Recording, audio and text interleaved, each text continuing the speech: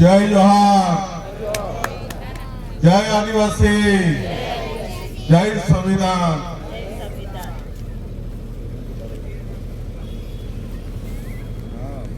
आज આપણે જયપાલ સિંહ મુંડા જન્મ જયંતિ 123મી જન્મ જયંતિ ઉજવી રહ્યા છે। સાથે સાથે મહિલા તરીકે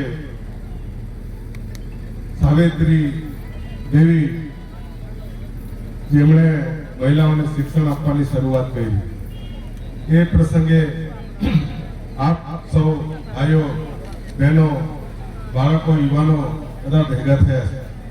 બધાના નામ તો નથી લઈ શકતો કેમ કે સમય, પણ બધા સામાજિક રીતે સમાજના આગેવાનો, પોલિટિકલ લોકો અને બહેનો બાળકો સૌને આ સમાજની જાગૃતતા માટેનું આપણા ડોક્ટર જયપાલ સિંહ મુંડા જેમણે સંવિધાનની અંદર શેડ્યુલ 5 અને 6 ની જોગવાઈ કરી અને એક આદિવાસી તરીકેની ઓળખ આપનાર જેમની આજે જન્મ જયંતિ છે, એમને કોટી કોટી સલામ। અને તમે સભાની અંદર પધાર્યા, આપને પણ ખૂબ ખૂબ અભિનંદન। સાથે સમાજને એક વાત કરીએ કે આદિવાસી સમાજ આદિ અનાદિકાળથી વસનારો આ દેશનો મૂળ માલિક છે, દુનિયાનો માલિક છે, છતાં બી આદિવાસી સમાજ આજે 2% રોટલા માટે સંઘર્ષ કરી રહ્યો છે। આ દેશની અંદર આ જળ જમીન જંગલનો માલિક છે, છતાં બી એના ઝૂંપડાના ઝૂંપડા છે। તમે જોઈ લો, આજે બહારથી આવેલા લોકોના અમદાવાદમાં મકાનો બની ગયા, પણ ઉમરગામથી આજે અંબાજી સુધી વિસ્તાર હોય કે રાજસ્થાનનો આદિવાસી વિસ્તાર હોય કે મધ્યપ્રદેશનો વિસ્તાર હોય, મહારાષ્ટ્રનો વિસ્તાર હોય, પણ આદિવાસી સમાજ આજે ત્યાંનો ત્યાં છે।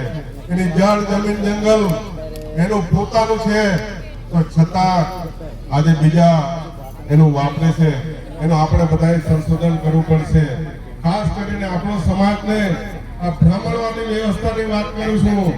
જો દેશનો ઇતિહાસ એટલા માટે કહું છું કે ગોરા અંગ્રેજો આવ્યા, એને આપણા લોકોએ બધાએ ઓળખી કાઢ્યા, એની સામે બિરસા દાદા લડ્યા, એની સામે ટંટિયા મામા અને પૂજા ભીલ લડ્યા, આપણા મોતીભાઈ તેજાવત લડ્યા, મહાગઢ ની અંદર ગુરુ ગોવિંદ લડ્યા, આદિવાસી સમાજ લડ્યો। પણ આ જમાનાની અંદર કાળા અંગ્રેજો આવ્યા છે આપણે ત્યાં, જે 7000 વર્ષથી અહીં ગાડી છે આ ભારતની અંદર, એને આપણે ઓળખી નથી શકતા। એ કાળી ચામડી વાળા છે આપણી જેવા, એટલે આપણે ઓળખતા નથી, પણ એના વિચારોને આપણે ઓળખવું પડશે કે કેમ આપણે આ દુર્દશા કરે છે।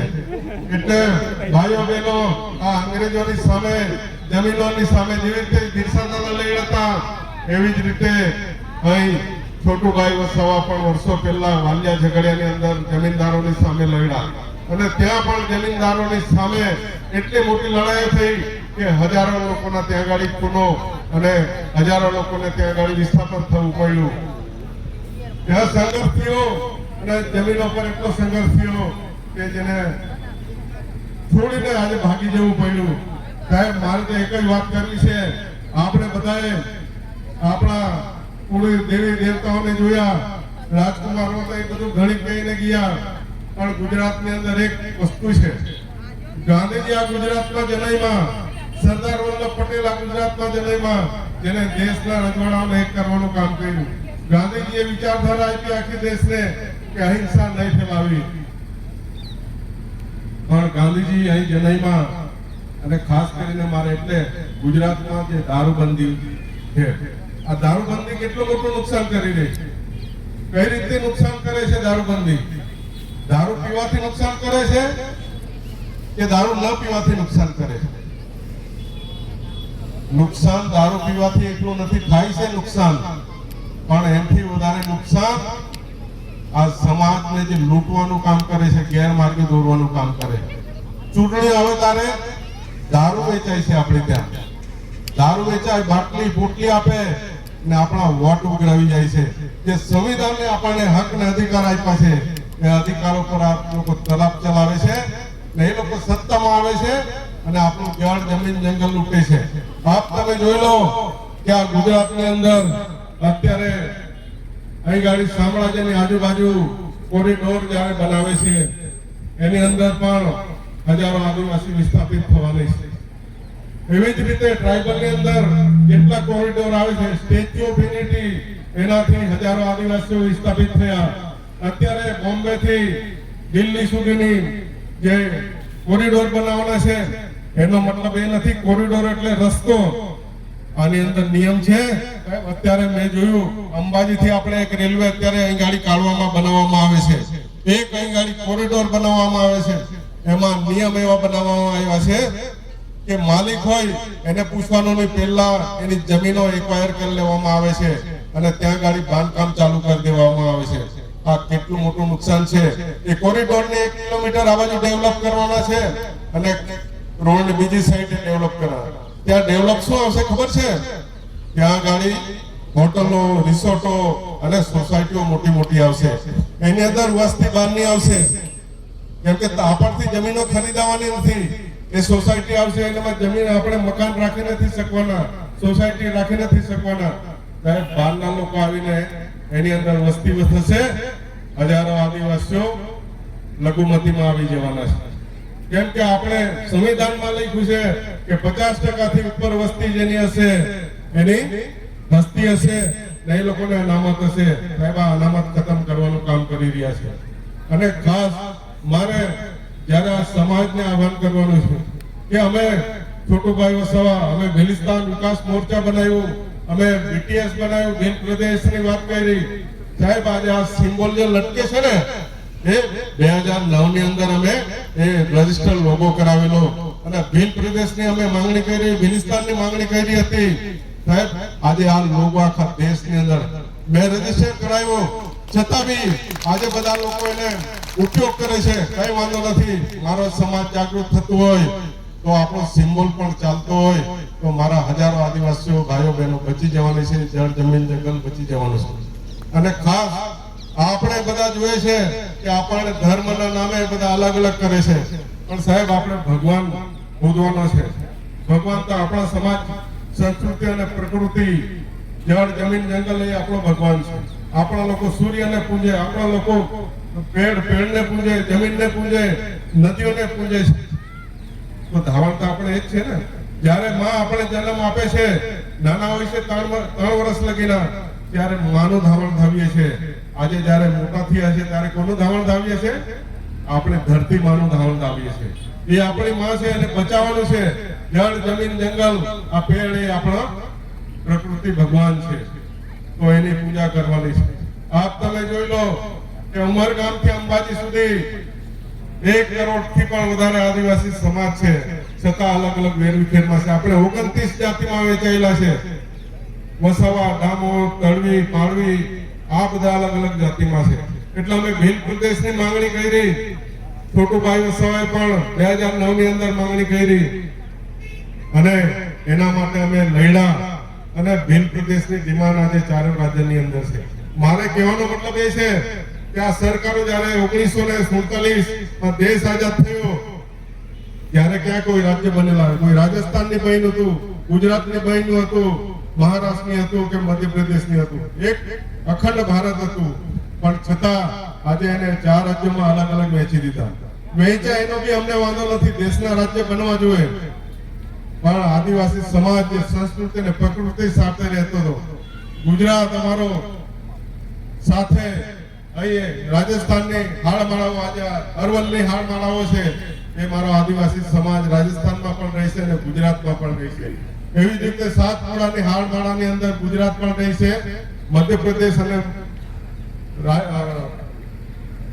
મહારાષ્ટ્ર પણ રહેશે. તો એને તોડવાનું કામ કર્યું. આ આદિવાસીઓને અલગ અલગ વેચવાનું કામ કર્યું. અડધાને મહારાષ્ટ્રમાં 27 સીટો મહારાષ્ટ્રમાં વેચી દીધી, 25 સીટો ગુજરાતમાં વિધાનસભાની 25 સીટો એ વેચી દીધી, રાજસ્થાનમાં 27 વેચી અને મધ્યપ્રદેશમાં 47. એવી રીતે આદિવાસીઓને અલગ અલગ વેચ્યા. ને આદિવાસીઓ સત્તામાં નહીં આવે પરિણામે એ લોકોએ આ વહેંચણી કરી, પણ છતાં અત્યારે લોકોની ડિમાન્ડ ભીલ પ્રદેશની થઈ ગઈ છે. એટલે મારા ભીલ પ્રદેશની અંદર અમે આ લડાઈ લડવાના છે. અને આપણી વારી જે વાત કરવાની વાત છે, અંબાજીની અંદર આપણી વારી થઈ ને, પાટલિયાની અંદર ત્યાં કઈ ભગવાનને આપણે ભગવાનના વિરોધી નથી, પણ એનો તાત્કાલિક નિર્ણય મળી જાય છે. આપણે કઈ અહિંસા ફેલાવવાનો નથી, હિંસા ફેલાવવાનો નથી, પણ આપણે સમાજને લોકોને આ લોકો જાણી જોઈને છેડે છે. એટલે મિત્રો, સંસ્કૃતિ ને પ્રકૃતિ આપણા તીરકામઠા, ધારિયા, ભાલા આપણા લોકોના રક્ષક હતા. જંગલમાંથી આપણે ખોરાક મેળવતા હતા, એની રક્ષા કરતા હતા. જંગલમાં વાઘ આવે એનો સામનો કરતા હતા. એના માટે અમે સંમેલનો કર્યા બધા. હું એટલા સચ્ચી વાત કરું છું કે એક પોલીસ વાળો આવે એટલે પેલો દંડો ખૂણામાં હોય પેલી બાજુ, અને પોલીસ વાળો આવે એટલે દંડો પાછળ હંતાડી દે. ધીમે ધીમે બધો નાશ થઈ ગયો.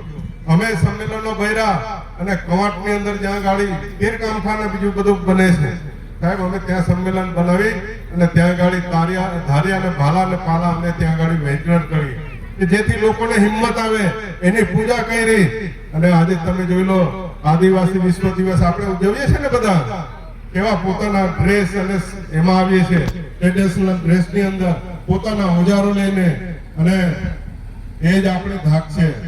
જો આ હથિયારો નહીં હશે ને, આ લોકો બંદૂકો લઈને જેવી રીતે માનગઢની અંદર આપણને ખતમ કરી નાખ્યા, જેવી રીતે આપણે પાલ ગઢવાલની અંદર આપણને ખતમ કર્યા, એવી જ રીતે આ લોકો ખતમ કરશે. જંગલ ખાતું વર્ષો પહેલા અહીં ગાડી વિજયનગરની અંદર સાજા બોળાતને ગોળી મારીને માર નાખવા આવ્યા. ડાંગની અંદર તારાબેન પવાર જંગલની જમીનો સામે લડતા, એને મારી નાખવામાં આવ્યા. એવા અનેક ઇતિહાસ છે. અત્યારે પણ તમે જોઈ લો કે પાટલિયાની અંદર પેલા વિધવા બેન છે, એની જમીન ઉજેડી દેવામાં આવી, એનું ઘર ઉજેડી દેવામાં આવ્યું. પણ ઉમરગામથી અંબાજી સુધી આદિવાસી સમાજ ભેગો થવાનો, એની મુલાકાત પણ અમે લીધી. આવનારા સમયની અંદર આ સરકારને ચેતવણી આપે, સરકારો કોઈ પણ હશે સાહેબ, ધાકની હોય તો કોઈ એની કરે, પગે લાગતો હોય ને તો આ લોકો હાથ કાપી કાઢે એવા લોકો છે સાહેબ. તમારા હાથમાં ઓજારો જોઈશે, ઓજારો વગર કઈ ચાલવાનું નથી. તમારું રક્ષણ આપણું એ ઓજાર છે. એ ઓજાર અમારું રોજી મેળવવા માટે પણ છે. ને કાલે જો અમને છેડવામાં આવશે તો એ કાલે તમારી સામે હથિયાર પણ બની જશે, એ પણ તમારે જોઈ લેવાનું. એટલે આ સરકારોને ચેતવણી આપીએ છે કે અમારા આદિવાસીને છેડો નહીં, છેડશો તો છોડીએ પણ નહીં. એમાં બલિદાન થશે. અમારા બિરસા દાદાનું બલિદાન થયું, અમારા ટાંટિયા મામાનું બલિદાન થયું. આ બલિદાન હજુ હજારો લોકો આપવા તૈયાર છે. એટલે આપણે જયપાલસિંહ મુંડા જેમણે આજે સંવિધાન બનાવી અને આદિવાસીઓની ઓળખ આપી, શેડ્યુલ 5 ની વાત કરી, અને આજે આપણે સંરક્ષિત છીએ. એટલે ડોક્ટર બાબા સાહેબ આંબેડકરને અને બાકીના આપણા આંબેડકર, જે આદિવાસીના આંબેડકર કહેવાય એવા જયપાલસિંહ મુંડા શેડ્યુલ 5 આપણા માટે મૂકીને ગયા છે, આપણા માટે 6 મૂકીને ગયા છે. એના માટે રક્ષણ માટે લડવાનું છે. અને સામાજિક રીતે બધા ભેગા થઈ જાઓ. પાર્ટીઓ